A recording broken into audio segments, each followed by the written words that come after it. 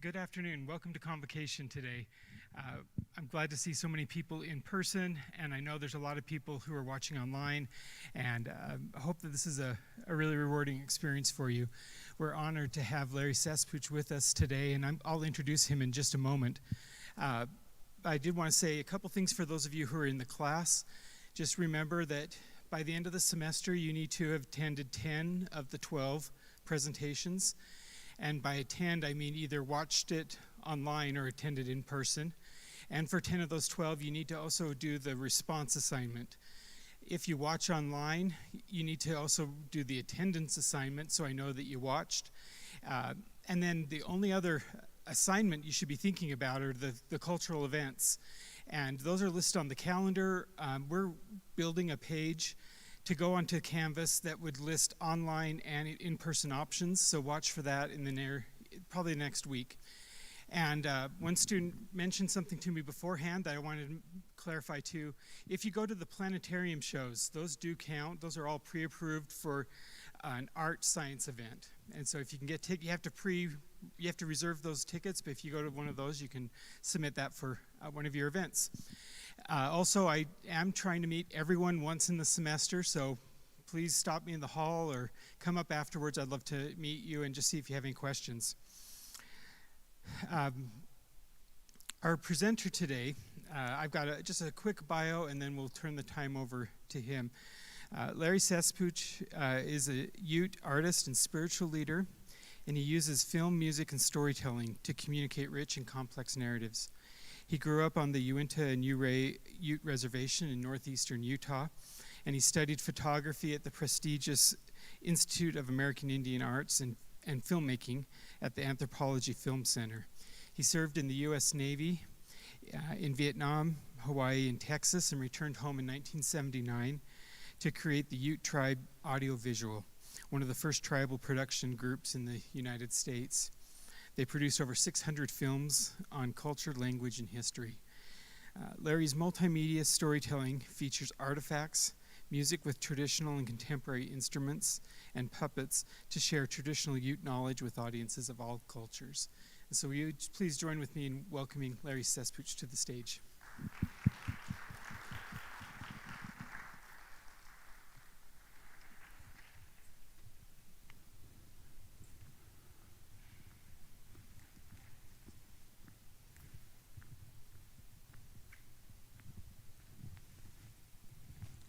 Mike, Swipanike, Iverunike. It's my pleasure to be with you here today to share with you my culture, our stories, and give you something that's going to help you in life with taking care of Mother Earth, about the animals, and existing within all of that in harmony. My name's Cesspooch. It comes from around Montrose. Our people we occupied Colorado and Utah. And my name, Cesspooch, means white belly. My great-great-grandpa had a big white birthmark on his tummy, so that was his Ute name, Cesspooch. And so that name comes down generation after generation. I don't have that birthmark, but that's my name. As I said, our Ute people occupied Colorado and Utah.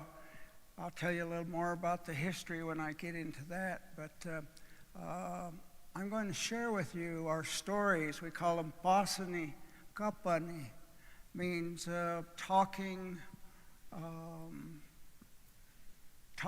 news or stories.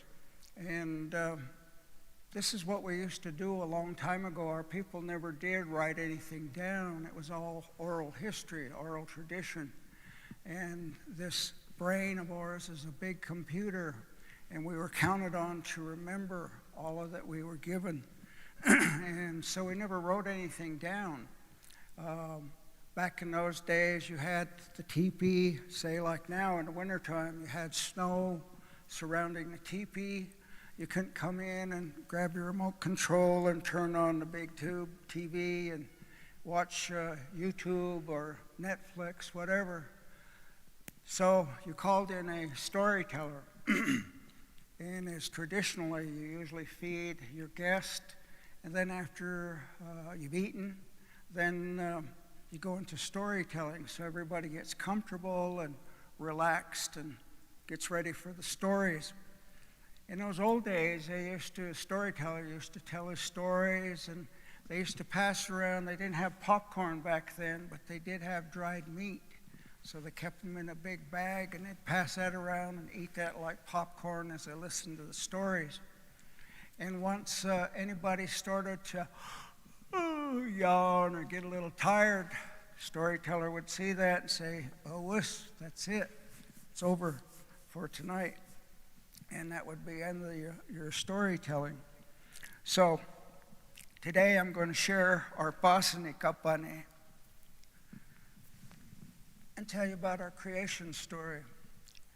In our creation story, Sonoiv,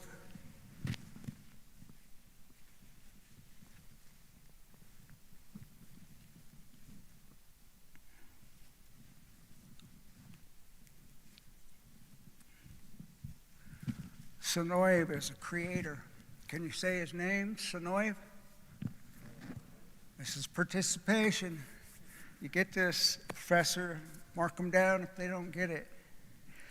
But his name is Sonoiv, and he was up in the heavens all by himself, and there was nothing.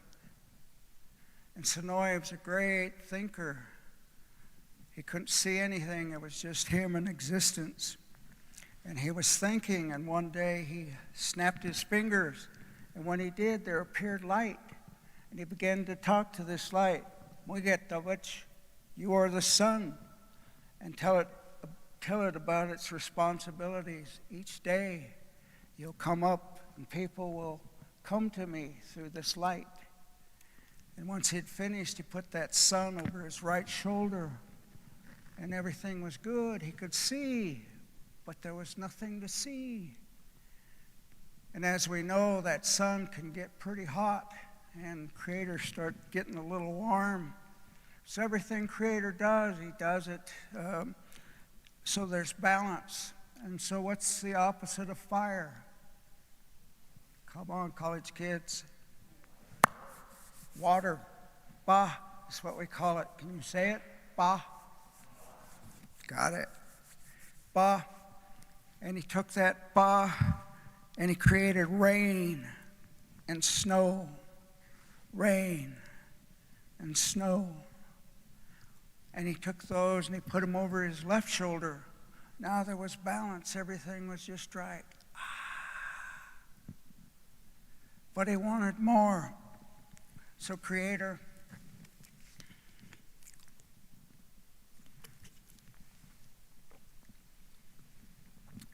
has a staff, a magic staff. And his intention was to create Mother Earth. So he works on a hole through the heavens, and he does this for a long time. When he was finished, he takes that rain and snow, and he puts those through the hole. Finally, he was interested. What have I created? So he decides to step through the hole to see what's there. And when he did, he was standing on snow-capped mountains, pretty much like the mountains surrounding us here today. And everything was very cold and desolate, and he didn't like that. So he tells the sun, Davach, shine through this hole. And when he did, all the snow and ice began to melt. And they turned into rivers and streams and lakes. And he breaks off a piece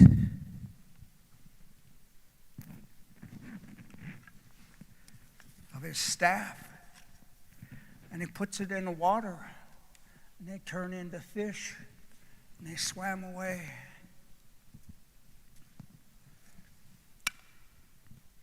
He began to go around the earth, gathering all kinds of leaves. And he did this for a long time. When he was finished making magic, he blew on them. And they turned into birds, and they flew all over the world. And Creator, with his staff, he washes all over Mother Earth. And we call Mother Earth to weep. And Mother Earth began to bloom of all colors. And he was happy about that. So he's created the sun, rain, and snow, Mother Earth to weep. Now he wants more. So with his magic staff, he creates all of you animal people. And you got along pretty good until he created this one. Come on, honey. Yagovich. Can you say its name? Yagovich. Yeah. Yagovich is a trickster. And he would go over here to these girl animals and he'd say, "Hey, honeys, do you know those guys over there are talking about you? And oh, they're not saying good things, and they're laughing and they're pointing." And the girls would go, "Whoa," start getting an attitude, checking out those dudes, giving them a bad eye. And then he'd go over here to these guys. He'd say, "Hey, dudes, you know what? Those girls are talking about you, and they're pointing and laughing." And the dudes, "Whoa, my manhood's at stake here. What's up?" And all of a sudden, they started to fight, and there was fur and feathers and all kinds of things flying everywhere. And every time Yakovich creates chaos, he runs away. Well, there was fur and teeth and feathers flying, and Creator comes and he says, "This won't do. Stop!" And everybody froze in place. And when he stopped, everybody fell to the ground. He said, "No, this won't work. This won't work." So he decides to create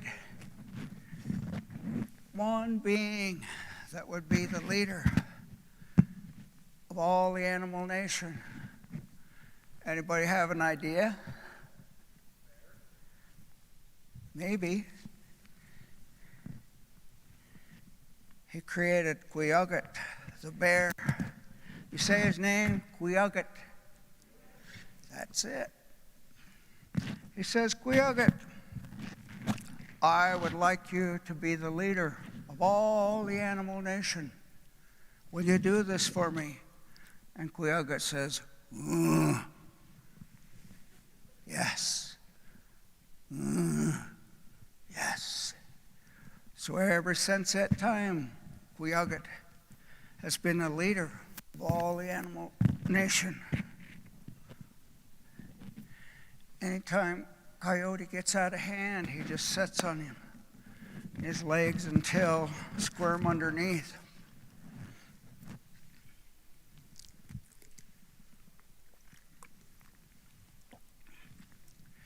Well, Creator made the animals. We call them bestiaguts. Can you say that? Bestiaguts. One more time. Bestiaguts. There we go. But he wanted more. He has a magic bag.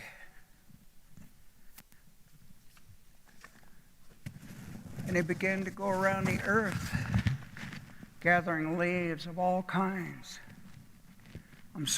Gathering twigs from the trees of all kinds. The Russian olive, the Chinese elm, the red willow. And he did this for a long time. And Sonoy was getting tired from gathering. So he decides to go cop a few Z's. And when he did, who do you think was watching all this time? Any idea? Coyote was watching his every move. So when Sonoy left to rest,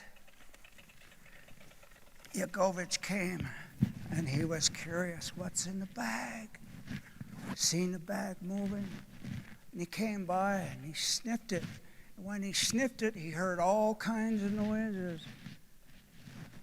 And he had a stone knife, and he cuts the bag. How many have stepped on an anthill? What happens? All the ants came out. Well, in this case, all the people came out, and he was trying to get them and put them back in there, and he was freaking out, and he runs away. And all the people emptied the bag. Well, Sonoy came back, and he seen his bag was empty, and he was bummed. He knew who did it. So he reaches inside the bag.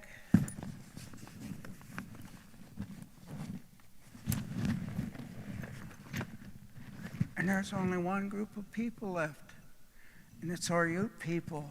We call ourselves Nuchu. Can you say that? Nuchu. You all know us as Utes, but this is what we call ourselves, Nuchu. One more time. There we go. And he said, you'll be strong to be able to defeat all the rest. So I'm going to put you up high in the mountains over in the Rockies in Colorado. I'm going to put you high in the Uintah Mountains out where we live now.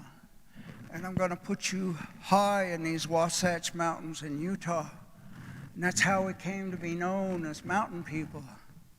Is that pretty cool or what?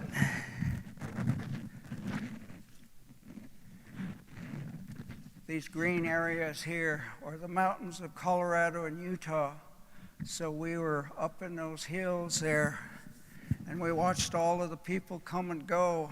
Nobody dared come up and get us because we had the advantage. Well, Sonoy was still upset with Coyote. He was bummed. He says, Yagovich, Becky. So Yagovich comes to him, and his tail is all tucked between his legs, and he's all freaking out. I had intentions of spreading everybody equally around the world, but because of what you've done, Yagovich, now they fight over everything. And there's a COVID thing that's there, and they have to deal with, and they're wearing masks and all kinds of things. See what you've done, Yagovich? And oh, he said, every night for penance, you're going to cry to that moon. Oh, oh, oh. How many hear Coyote out there still? Still paying penance. Oh, oh.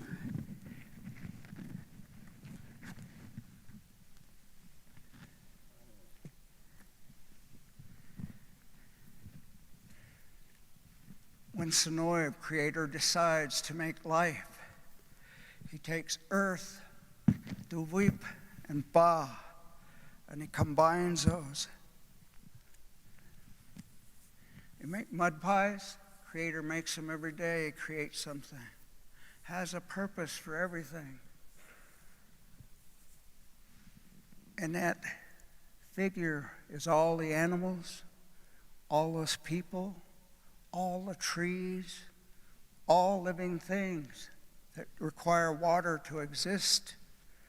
And he blesses us with gifts to accomplish what we're here for in this life. To be a storyteller, to be a filmmaker, to be a painter. Whatever it is you do, that's your gift. You learned this way back when, probably in elementary, what you do better than anybody else. And that's your gift. You use that. And the last thing he does, he gives us part of his spirit. And that happens when we take that first breath in this life as babies.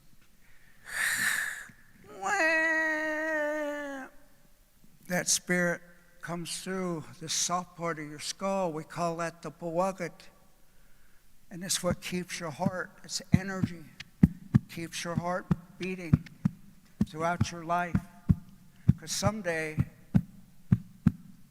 that heart's going to stop beating. And that spirit is going to go back through that hole and go back to circle of life. You all seen Lion King, right? Go back to that circle of life where we all come from. Sonoy gave us this medicine wheel to show us how we're all connected. The red man to the east, yellow man to the south, white man to the west, and the black man to the north. All nations of the world are here. And this blue area, the center, is where Sonoy, Creator, is. And this circle of life surrounds him. So when we leave this life, we'll go to here. This medicine wheel shows us as newborns when we come in this life. And then we become adolescents. And then we become adults like you all. And then elders. So regardless of where we come into this medicine wheel from life, we become part of this energy and we're reborn again to whatever it is Creator has for us. Sonoy always comes to spirits. You're all spirits. He says, I have a life to fulfill. This life's going to be hard. This person's going to have cancer, and he's going to go through this, this, and this. Can I get a volunteer? And one of those spirits will step forward and take that life and live it. Because what they learn through all of that is, in a way, lifts you higher and higher to do greater and better things. And so that's the way it is before we come into this life. We all chose to be here.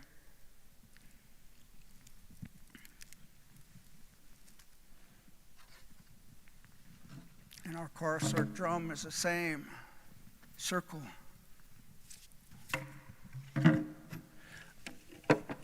I'll jam on that in a minute.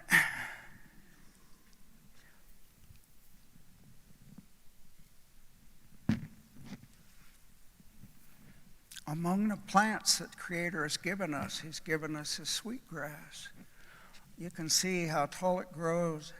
We have sweetgrass here in our mountains, but because we have such a short growing season, ours only gets maybe half that size.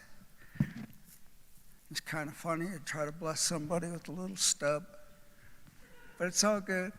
It's all good. And the eagle, of course, is the messenger. It's the being that flies closest to the Creator. So whatever comes through this wing, through this eagle wing, comes from the Creator. This wing is a female wing. This one came from around Steamboat Springs. I have people who bring me eagles because I take care of them and I pass them on. I'm just in between. People come to me, need feathers to dance, or put an outfit together. That's where those feathers go. Today, my prayer is for all of you to receive something from this today, our time. Nothing is by accident. That you all receive whatever you're here for, and to accomplish what you're here for in this life. And all the others who are watching on the television in another room, in this school, I pray that only positive things happen here. We see campuses where all kinds of shootings and such happen. We don't want that here. Only positive for all of you, for your professors and what have you. that this will always be a positive space.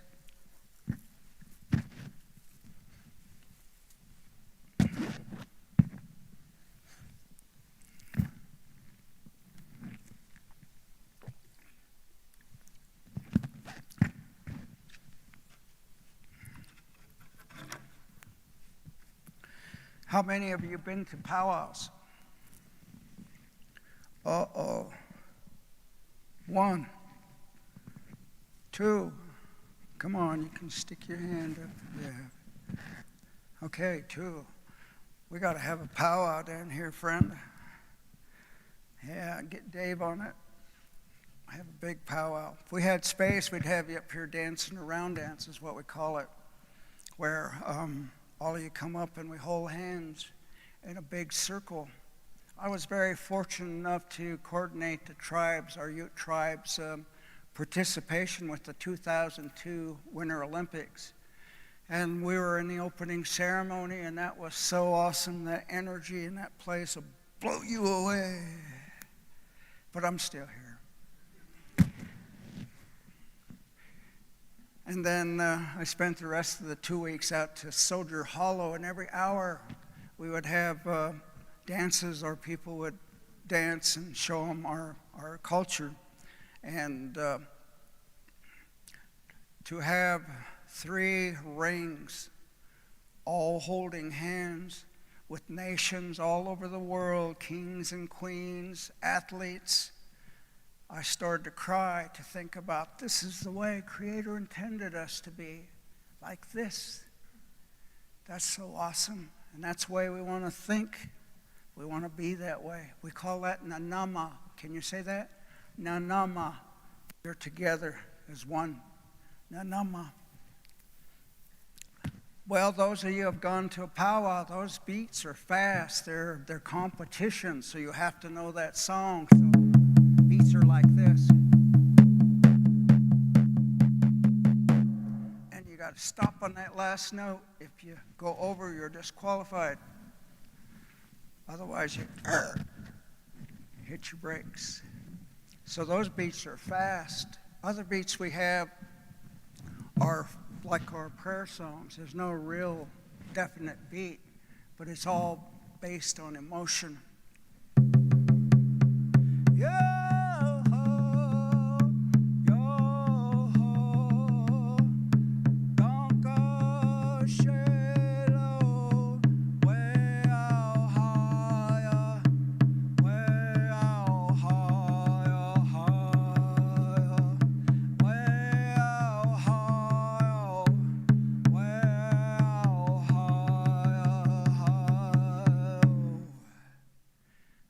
Those other beats, like the round dance that I was telling you about, those are like our heartbeat.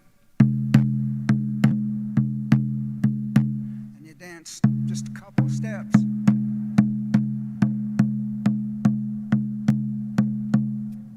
And you go in a circle, hold hands. Some people get all fancy and they go.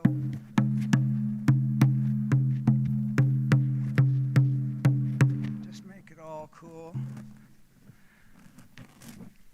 But old-timers at home will say, come on, dance good. Yeah.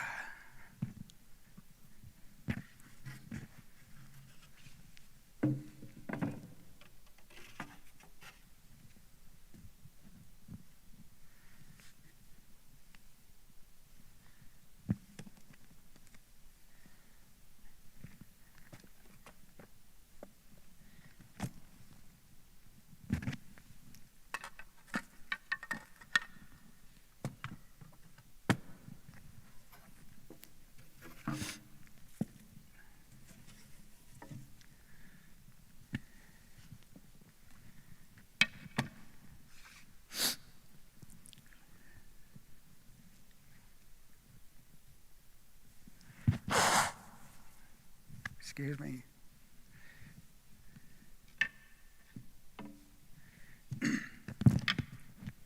A long time ago, teepees, the snow was high on the teepees, and our people were starving.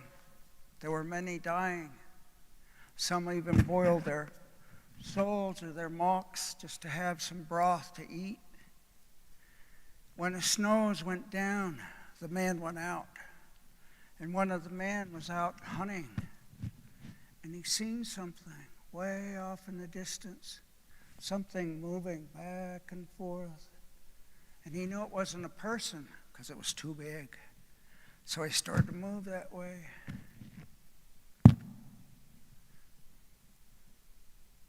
When he got close, what he seen was a bear.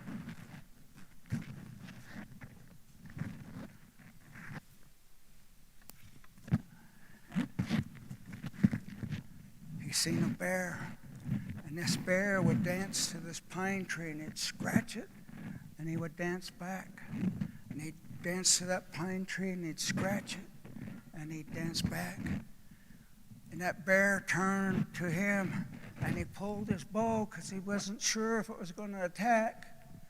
But the bear began to talk to him. He said, "That what's? You take this back to your people, what I show you. This is my America weep, bear dance." And so the man hauled butt and he head back home to tell his people what he had seen. So we celebrate this bear dance every spring. When we hear that first thunder, that's our new year for our Ute people. And you're all welcome to come bear dance with us. And the dance steps are pretty easy. It's just back and forth. There's 2 lines. There's the men's line to the west and the women's to the east. And you dance opposite your partner. And then it happens all week. But like the 3rd and 4th days towards the end, you get to dance with your partner. And oh man, all those guys hook up and smiles and all kinds of good things. But back in the old days, it was a way for our Ute people, because we were so spread out, to come together. And it was a time for our people to get together, and that's where new life came from. So bear dance served that purpose besides our friend Guyagut, the bear. Can you say his name? Guyagut. Yes. For the bear dance, we have its own instruments.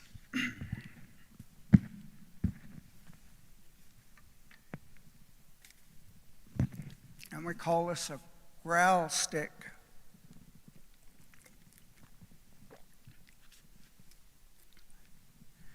You see it has different size notches. They make different sounds. And then we have a bone that we rub across them. Imagine if this was a bear's den and he's inside sleeping.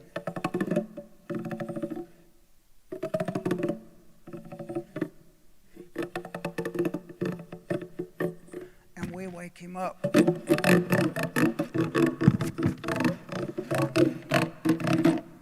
Who's in my crib?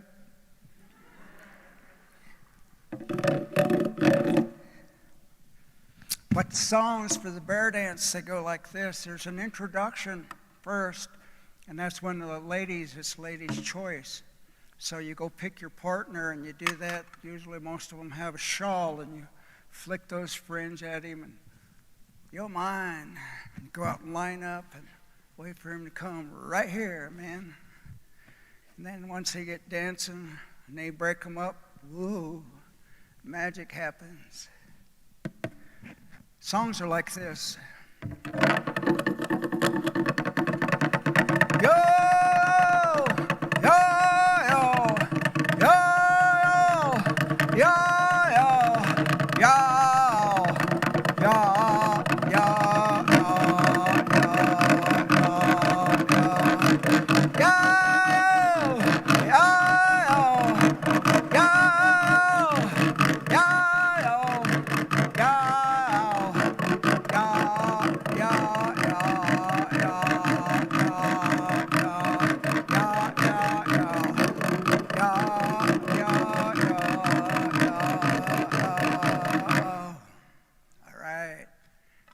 Well, they pick their partners, they're out here lining up, and then they tear into their dance.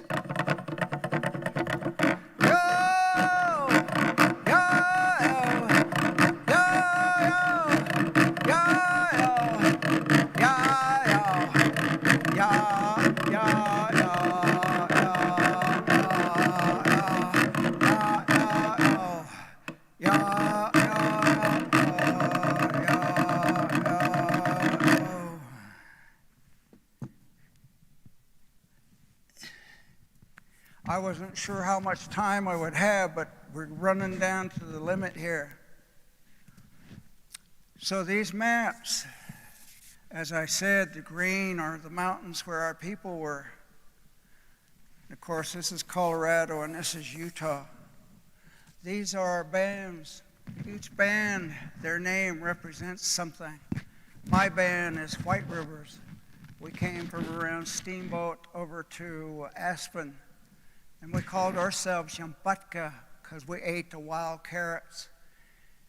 And Utah was named after our people. The Spaniards called us Utah when they came here. And so when it finally came time to name the state of Utah, they called it Utah, dropped the Y, and kept the U-T-A-H. And here's our neighbors surrounding us. You've got Shoshones, who are part of our language family.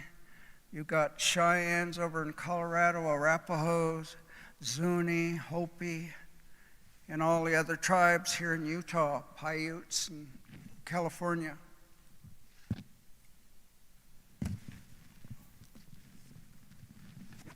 This here is the maps of all of the trails of people who came into Ute country. And you can come on up here afterwards and look at those if you'd like. Well, to wrap everything up today, I thank you. Our word for thank you and goodbye is one and the same, and that's taweak, taweak. Thank you for this time.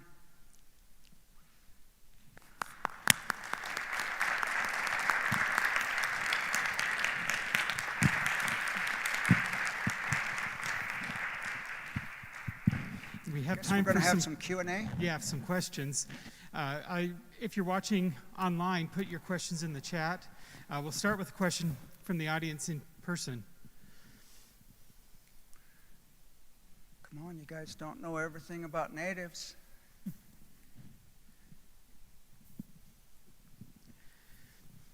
Let me check and see if we have online.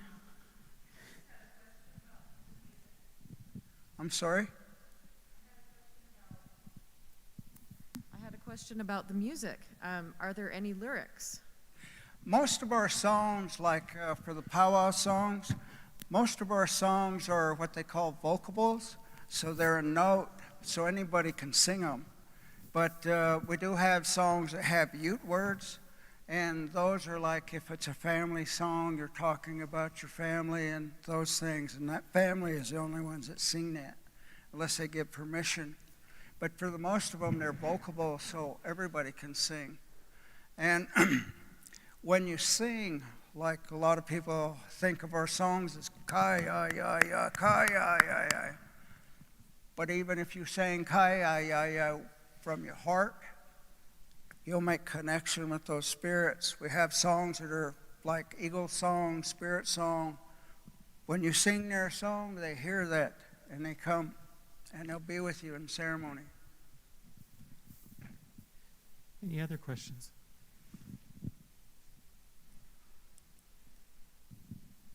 You mentioned the powwows and other gatherings, other events towards the end. I wonder, right now with everything closed and canceled, what kinds of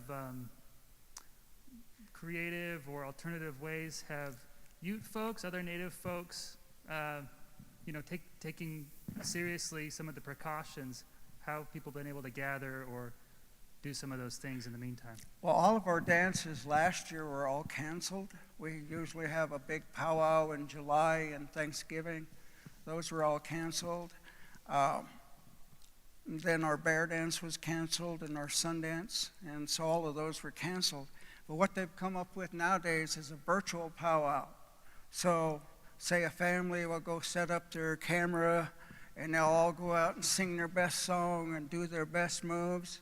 And then some other family from some other territory will come in and they'll show their moves. So the powwow still goes on that way. That drum never stops. That's the heartbeat of Mother Earth. That's cool. We have a question from online. What is one of your favorite traditions from growing up in your culture?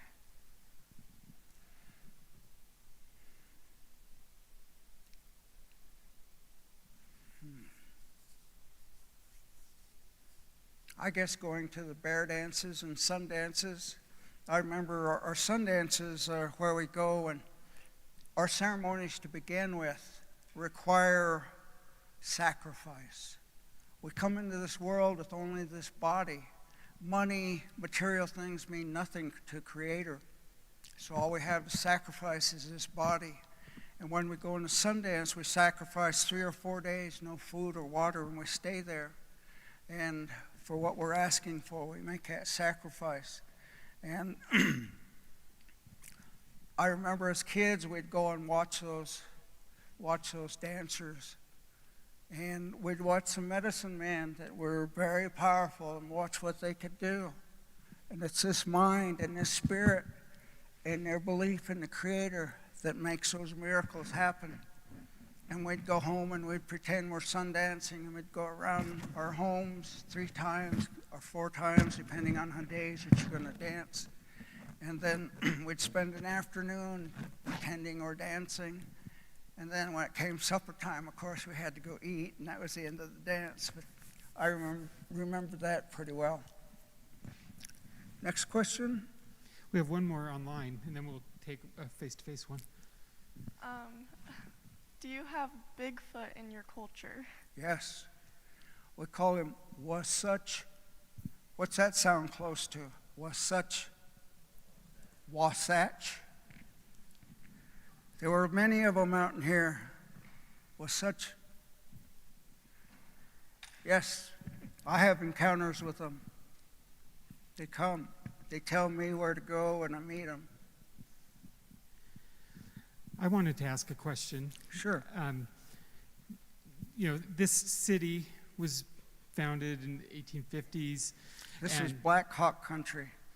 And that's my question. Like we look at like old houses here, there's a sense of the history and the place here, but I wonder from a Ute perspective, what are the important things to notice about the Sanpete Valley or this part of the state? Well, you see how vast it is. And when white people came here, all they seen was farms and what they could do to it. But they couldn't appreciate just the beauty of it. And so they had to go do their thing. And so, ta-da, here's what you got today. But before I leave, or anytime I go through areas like this, I always pull over and I'll offer some tobacco and talk to the old ones and say, I remember you. Remember me. Thank you. Any other questions in person? Yeah? Is it hard to continue in traditions in the modern world? Well, I walk in 2 worlds, so I do this English and I do my new mic over here, and I think if you're comfortable, there's not a problem. But I find a lot of times our youth, they'll go off to college and it's a whole new environment, and until they get the hang, they struggle. And but usually there are a lot of native clubs in colleges, so they have somebody they can hook up with and be of one mind. Na-na-ma. There was one over here. Last one. Dave's going to be out of breath. Okay, sorry. What you've talked about today has sounded very religious, but it's obviously still very deep-rooted in the whole culture.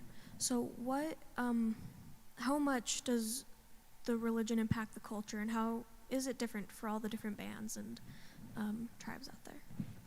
No, it's all intertwined. And so we all call Creator Sonoiv.